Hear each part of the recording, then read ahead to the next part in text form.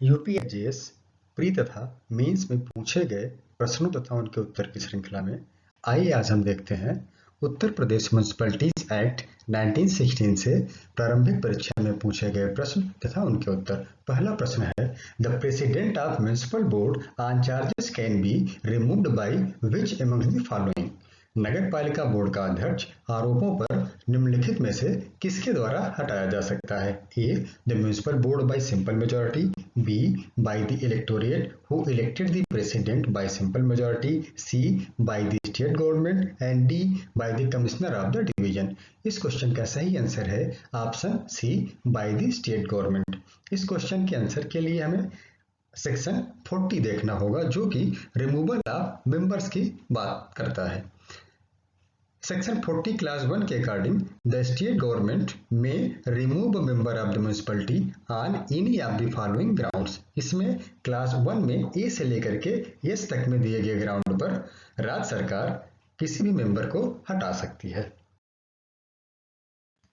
Question में जो term use किया गया है म्युनिसिपल बोर्ड के अध्यक्ष को आरोपों पर कैसे हटाया जा सकता है। अब क्या म्युनिसिपल बोर्ड भी म्युनिसिपैलिटी के अंतर्गत आता है? इसको देखने के लिए सबसे पहले हमें भारतीय संविधान का भाग 9A देखना होगा जो म्युनिसिपैलिटीज या नगर पालिकाओं से संबंधित है।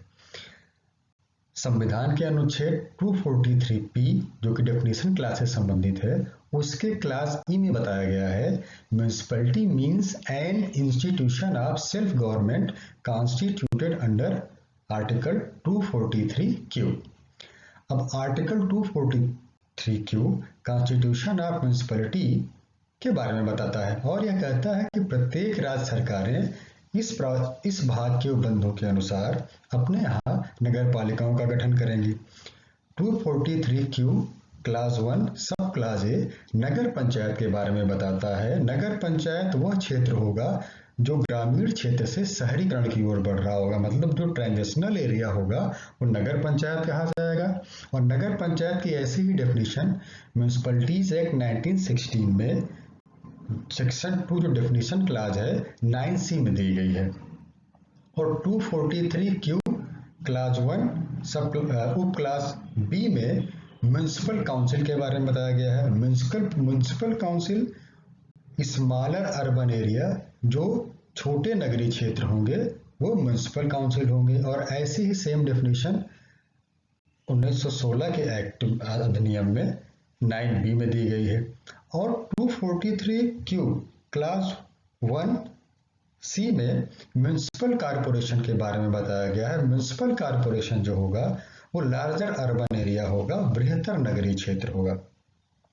अब यहाँ पे देखिए जो म्युनिसिपल बोर्ड है उसके संबंध में उत्तर प्रदेश म्युनिसिपैलिटीज एक्ट का 1916 का जब सेक्शन 3A उसके साथ 341 और 3A पढ़ेंगे तो उससे स्पष्ट हो जाएगा कि म्युनिसिपल बोर्ड भी म्युनिसिपल काउंसिल की तरह है, मतलब म्युनिसिपल बोर्ड म्युनिसिपल काउंसिल है।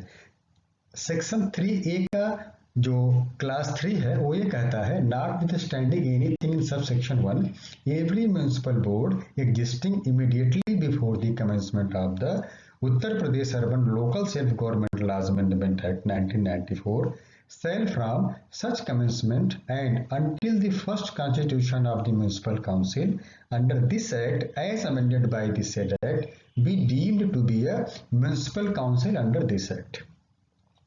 मतलब म्युनिसिपल बोर्ड को 1994 के अधिनियम के गठित होने के उपरांत जब तक कि म्युनिसिपल काउंसिल गठित नहीं कर दी जाती है उसे म्युनिसिपल बोर्ड को म्युनिसिपल काउंसिल समझा जाएगा। तो मतलब म्युनिसिपल बोर्ड भी म्युनिसिपैलिटीज के अंतर्गत आता है। अब रही बात दूसरी की म्युनिसिपल कारपोरेशन, तो म्युनिसिपल कारपोरेशन को गवर्न करने के लिए उत्तर प्रदेश में म्युनिसिपल कारपोरेशन एक्ट 1959 बनाया गया है जिसके सेक्शन 211A में कारपोरेशन या municipal corporation means the municipal corporation constituted for city under sub class C of class 1 of article 243Q। तो आप नटसेल में ये कह सकते हैं कि नगर पंचायत और म्युनिसिपल काउंसिल को गवर्न करने के लिए उत्तर प्रदेश में यूपी म्युनिसिपैलिटीज एक्ट 1916 है और म्युनिसिपल कॉर्पोरेशन को गठित करने के लिए और गवर्न करने के लिए Uttar Pradesh municipal corporation act 1959 है और जो म्युनिसिपल बोर्ड है वो म्युनिसिपल काउंसिल की तरह ट्रीट किया जाएगा। इसलिए सेक्शन 40 में जो दिया गया है वो म्युनिसिपल बोर्ड के सदस्यों को हटाने की भी वही प्रक्रिया होगी। आइए अब हम अगले क्वेश्चन को देखते हैं जो है bylaws of municipal board can be framed in which of the following manners. नगर पालिका बोर्ड निम्न में से किस तरीके से उपविधियां बना सकती है। A, the state government shall frame bylaws for the municipal board. B, the bylaws of the municipal board can be framed by passing a resolution by the municipal board. And C, the bylaws can be framed by the municipality only by a special resolution after previous publication. C, the bylaws can be framed by the municipality only by a special resolution after previous publication. नगर पालिका विशेष संकल्प पारित करके एवं पूर्व प्रकाशन के बाद विधियां बना सकेगी। D, the bylaws can be framed by the president of the municipal board. इस क्वेश्चन का सही आंसर है option C, the bylaws can be framed by the municipality only by special resolution after previous publication. नगर पालिका विशेष संकल्प पारित करके एवं पूर्व प्रकाशन के बाद उपविधियां बना सकेगी। इस क्वेश्चन के आंसर के लिए हमें सेक्शन 298 तथा 301 देखना होगा। According to 298, power of municipality to make bylaws. A municipal तो 298 और 301 के अकॉर्डिंग विशेष संकल्प द्वारा और प्रीवियस पब्लिकेशन के साथ नगर पालिका बोर्ड उपविधियां बना सकती है। In the case of Kanhaiya Lal versus state of UP and others, it has been held that where the municipality framed bylaws and its publications was made in official gazette, then it raises the presumption that procedure prescribed by law had been complied with.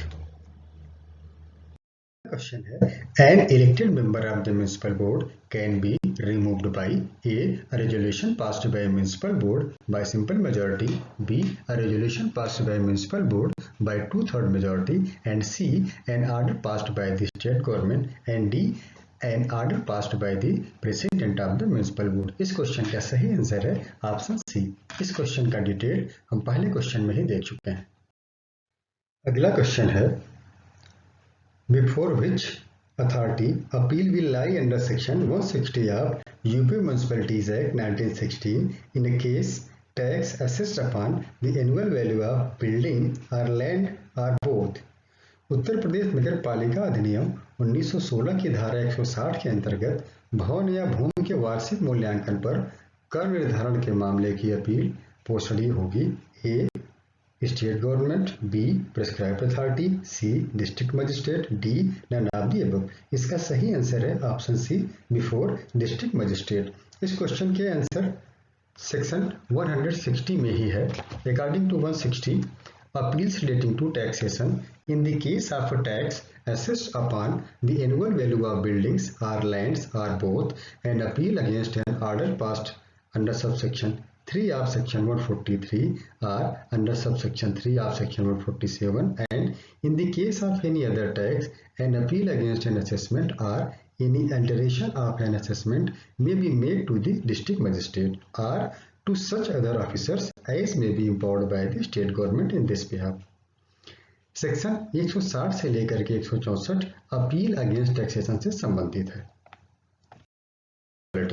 Uttar Pradesh नगर पालिका अधिनियम 1916 की कौन सी धारा राज्य सरकार को नगर पालिका को विघटित करने के लिए सशक्त करती है? Which sections of the Uttar Pradesh Municipalities Act 1916 empowers the state government to dissolve the municipality? Option A, Section 48, Option B, Section 31A, Option C, Section 30, and D, none of the above. इसका सही answer है option C, section 30। Section 30 power of state government to dissolve the municipality के बारे में वो बंद करती है, जबकि सेक्शन 48 रिमूवल ऑफ प्रेसिडेंट के बारे में बताता है और section 31A consequences of dissolution of municipality के बारे में वो बंद करता है। According to section 30 power of state government to dissolve the municipality if at any time the state government is satisfied that a municipality persistently makes default in the performance of duties imposed upon it by or under this act or any other law for the time being in force or exceeds or abuses more than once its powers, it may, after having given the municipality a reasonable opportunity to show cause why such order should not be made, by order published with the reasons therefore in the official gazettes, dissolve the municipality। राज्य सरकार की नगर पालिका को विघटित करने की शक्ति। यदि किसी समय राज्य सरकार का यह समाधान हो जाए कि कोई नगर पालिका इस अधिनियम या तत्सम प्रवृत्त किसी अन्य विधि के द्वारा या उसके अधीन उस पर आरोपित कर्तव्यों के पालन करने में निरंतर चूक करती है या अपनी शक्तियों का एक से अधिक बार अतिलंघन या दुरुपयोग करती है, तो नगर पालिका को कारण बताओ नोटिस जारी कर सकता है और युक्त अवसर देने के पश्चात ऐसा आदेश क्यों न दिया जाए, आदेश द्वारा जिसके द्वारा तत्संबंधी कारण होंगे सरकारी गजट में प्रकाशित करके नगर पालिका को विघटित कर सकती है। इस कड़ी में अगला प्रश्न है, The election of any person as member of municipality may be questioned by election petition within। नगर पालिका के सदस्य के रूप में नियुक्त किसी व्यक्ति से चुनाव याचिका द्वारा प्रश्न पूछा जा सकता है। ए 7 दिन के भीतर, बी 15 दिन के भीतर, सी 30 दिनों के भीतर एंड डी 45 दिनों के भीतर। इसका सही आंसर है ऑप्शन सी। अधिनियम की धारा 20 के अनुसार नगर पालिका के सदस्य के रूप में नियुक्त किसी व्यक्ति से चुनाव याचिका द्वारा क्वेश्चन 30 दिनों के भीतर पूछा जा सकता है और ऐसी पिटीशन डिस्ट्रिक्ट जज के सामने प्रस्तुत की जाएगी। इस कड़ी में आइए देखते हैं अगले प्रश्न को। अ पर्सन हैविंग डायरेक्ट और इनडायरेक्ट शेयर और interest in contract with by or on behalf of municipality other than as a municipal servant shall be disqualified for being such servant of municipality and एक व्यक्ति जो नगर पालिका का सेवक नहीं है, स्वयं या नगर पालिका की तरफ से संविदा में प्रत्यक्ष या परोक्ष हित रखता है, वह नगर पालिका सदस्य होने से अयोग्य हो जाता है।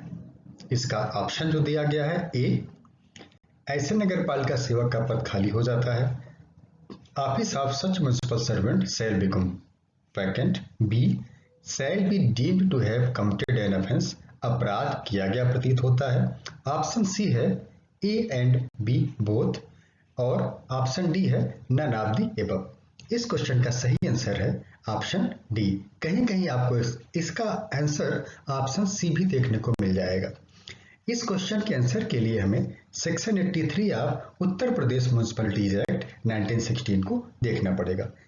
According to section 83 provisions against servant being interested in contract ETC, इसका जो मार्जिनल नोट्स है इसमें सर्वेंट्स का किसी कॉन्ट्रैक्ट या अन्य चीज में इंटरेस्ट होने की दशा में प्रोविजंस के बारे में बताता है। 83 का class 1, A person who has directly or indirectly by himself or his partner a share or interest, whether pecuniary or of any other nature in a contract with, by or on behalf of a municipality or in any employment with, under, by or on behalf of a municipality other than as a municipal servant shall be disqualified for being a servant of such municipality। अगर कोई ऐसा व्यक्ति जो municipal servant नहीं है और वह किसी संविदा में या अन्य चीजों में जो नगर पालिका के साथ या नगर पालिका के द्वारा या उसके निमित्त किसी संविदा में नगर पालिका के अधीन या उसके निमित्त किसी नियोजन में कोई अंश या हित, चाहे वो धन संबंधी हो या किसी अन्य प्रकार का हो, वह नगर पालिका का सेवक होने के लिए अनर्ह हो जाएगा। इस प्रकार से इसका सही ऑप्शन है ऑप्शन डी। अब आइए देखते हैं 83 का क्लास 2। 83 का क्लास 2 जो म्युनिसिपल सर्वेंट की बात करता है। A municipal servant who shall acquire or continue to have directly or indirectly himself or his partner a share or interest, whether pecuniary or of any other nature, in any such contract or employment as aforesaid, shall cease to be a municipal servant and his office shall become vacant. अगर कोई municipal servant directly और indirectly या अपने भागीदार द्वारा ऐसी संविदा या नियोजन में जिसका ऊपर उल्लेख किया गया है कोई अंश या हित लेता है तो वह क्या होगा, वह नगर पालिका सेवक नहीं रह जाएगा और उसका पद रिक्त समझा जाएगा। और 83 का क्लास 3 जो है यह स्पष्ट करता है कि A municipal servant who knowingly acquires या continues to have, मतलब यहाँ भी municipal servant जो है उसके बारे में कहता है A municipal servant who knowingly or acquires or continues to have directly or indirectly a share or interest, whether pecuniary or of any other nature, in a contract or except in so far as concerned his employment as a municipal servant in any employment with, under, by or on behalf of a municipality of which he is a servant, shall be deemed to have committed an offence under section 168 of the Indian Penal Code। 83 class 3 के according अगर कोई municipal servant है किसी contract में जो कि अपवादित नहीं है उसमें अपने हित को धारित करता है या उसको बनाए रखता है तो उसके यह माना जाएगा कि उसने 168 इंडियन पिनल कोड के तहत अपराध किया हुआ है। 168 public servant unlawfully engaging in a trade के बारे में बताता है जिसमें 1 ईयर का पनिशमेंट है या फाइन है या दोनों है। इसलिए इसका सही आंसर है ऑप्शन डी। अगर यहाँ पे यही क्वेश्चन में यह पूछा गया होता कि ऐसा व्यक्ति जो नगर पालिका का सेवक है तब हो जाता A and B both, C option हो जाता। इस कड़ी में अगला प्रश्न है a member of municipality if absents himself at the meeting of municipality for more than 3 consecutive months or 3 consecutive meetings, whichever is longer, without obtaining sanction from the municipality, can be removed under section 40 by the। नगर पालिका का एक सदस्य लगातार क्रमवर्ती 3 महीनों या लगातार 3 सम्मेलनों में जो अधिक हो नगर पालिका की अनुमति के बिना अनुपस्थित रहता है धारा 40 के अंतर्गत हटाया जा सकता है। इसका सही आंसर है D, bye state government. Section 40 removal of members के बारे में उपबंध करता है द स्टेट गवर्नमेंट में remove a member of the municipality on any of the following grounds. इसमें जो ग्राउंड्स ए दिया गया है वही ग्राउंड क्वेश्चन में रखा गया है कि that he has absented himself from the meetings of the municipality for more than 3 consecutive meetings or 3 consecutive meetings whichever is the longer period without obtaining sanction from the municipality। Name of the street falling within the limit of municipality can be given or changed by।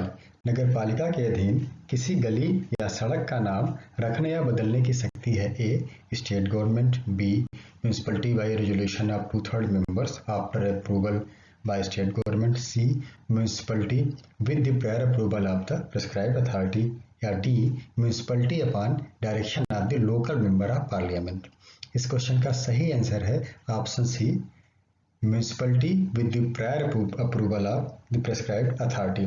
इस question के answer के लिए हमें section 217 देखना होगा जो कि naming of streets and numbering of building से संबंधित है। According to section 217 the municipality में with the prior approval of the prescribed authority cause a name or new name to be given to a street, and 271 का class B causes the name or new name to be affixed to or marked on any building in such position as it thinks fit, or C required by a written notice the owner or occupier of any building to affix thereto a number plate or new number plate to a pattern approved by the municipality or itself, cause a number or a new number to be affixed to or marked on any building। इस प्रकार से 217 class 1 के 1A के according municipality prescribed authority के prescribed authority के prior approval से किसी भी गली या सड़क का नाम बदल सकती है। 217 के क्लास 2 में यह बताया गया है कि अगर कोई व्यक्ति किसी प्रकार के नंबर को जो कि उस गली का रखा गया है या कोई भवन स्वामी उस नंबर को डिस्ट्रॉय करता है, पुलिंग डाउन करता है, डिफेसिंग करता है या बदलता है, तो उसे दोष सिद्ध होने पर 250 रुपए के जुर्माने से दंडित किया जा सकता है। इस कड़ी में अगले क्वेश्चन को देखते हैं। चुनाव के अंतरण के लिए याचिका किसके समक्ष दी जा सकती है? A petition for transfer of election under 1916 act would be lie before a state government, B. prescribed authority, C. commissioner of the division, D. high court if transfer is to a different district and district judge within the district। इस question का सही answer है option D. इस question के answer के लिए हमें section 43 double B जो कि ट्रांसफर ऑफ पिटिशन से संबंधित है, सेक्शन 43 डबल बी क्लास 1 के according on the application of any party to an election petition presented under subsection 5 of section 20 and after notice to the other parties thereto and after hearing such of them as desires to be heard or of its own motion without such notice the high court may at any stage धारा 20 की उपधारा 5 के अधीन किसी निर्वाचन याचिका के किसी पक्षकार के आवेदन पत्र और उसके अन्य पक्षकारों को नोटिस देने के पश्चात और उनमें से ऐसे पक्षकारों को जो सुने जाने की इच्छा प्रकट करें सुनवाई करने के पश्चात या स्वयमेव ऐसी नोटिस के बिना उच्च न्यायालय किसी प्रकरण पर A transfer an election petition pending before the district जज for trial to any other district judge or B. retransfer the same for trial to the district judge from whom it was withdrawn। Section 43 BB class 2 के according अगर ये petition district जज के पास दी जाती है तो the district जज में at any stage transfer an election petition pending before him under this act to an additional district judge and may withdraw any election petition pending before an additional district judge and first transfer or dispose of the same or transfer the same for trial or disposal to any other additional district judge or retransfer the same for trial or disposal to the court from which it was withdrawn। इस प्रकार से इसका सही answer है option D.